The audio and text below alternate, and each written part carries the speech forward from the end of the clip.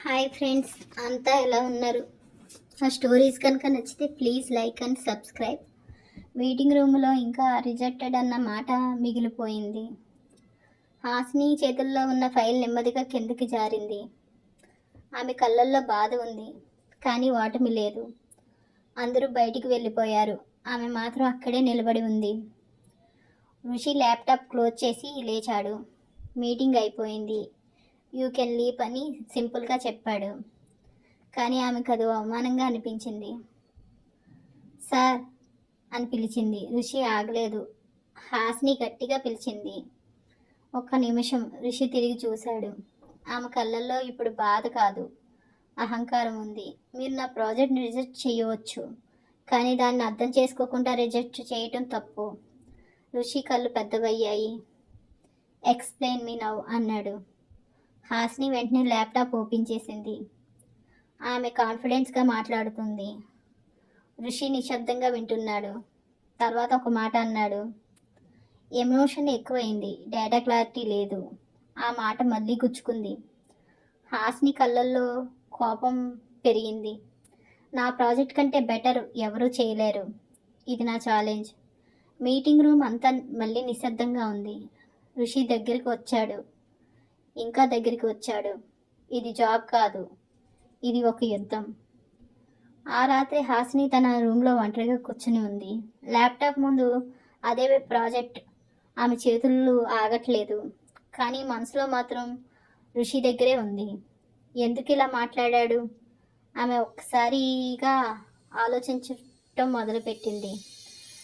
ఆమెకి ఋషి మీద కోపం ఉంది, కానీ ఆ కోపం వెనుక ఇంకేదో ఉంది. అతను చాలా ఎత్తులో ఉన్నాడు. నేను అతని వరకు చేరగలనా? ఆమె మనసులో ఒక మాట వచ్చింది. అతను ఆకాశం, నేను భూమి.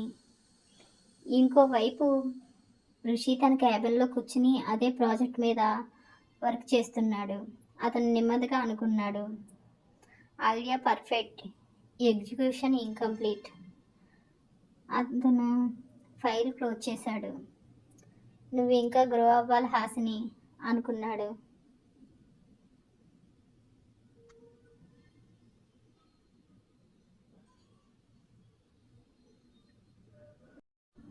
మరుసటి రోజు అందరూ ఆఫీసులో ఒకే విషయం గురించి మాట్లాడుకుంటున్నారు. ఋషి హాసిని ప్రాజెక్ట్ ఛాలెంజ్. ఋషి తన విజన్ ప్రెజెంటేషన్ చేయబోతున్నాడు. హాసిని గుండె బలంగా కొట్టుకుంటుంది. ప్రెజెంటేషన్ స్టార్ట్ అయ్యింది. స్లైడ్స్ మారుతున్నాయి. అందరూ షాక్ అవుతున్నారు, కానీ హాసిని మాత్రం కదలకుండా నిలబడి ఉంది. ప్రెజెంటేషన్ హాల్ మొత్తం సైలెంట్గా ఉంది. ఋషి స్లైడ్స్ చేంజ్ చేశాడు. మార్కెట్ రిస్క్ 32% తగ్గుతుంది. అందరూ ఇంప్రెస్ అయ్యారు. మరో స్లైడ్. Profit presentation 2x. చప్పట్లు వినిపించాయి. హాసిని మాత్రం ఏమాత్రం కదలలేదు. ఆమె కళ్ళు ఒక స్లైడ్ దగ్గర ఆగిపోయాయి.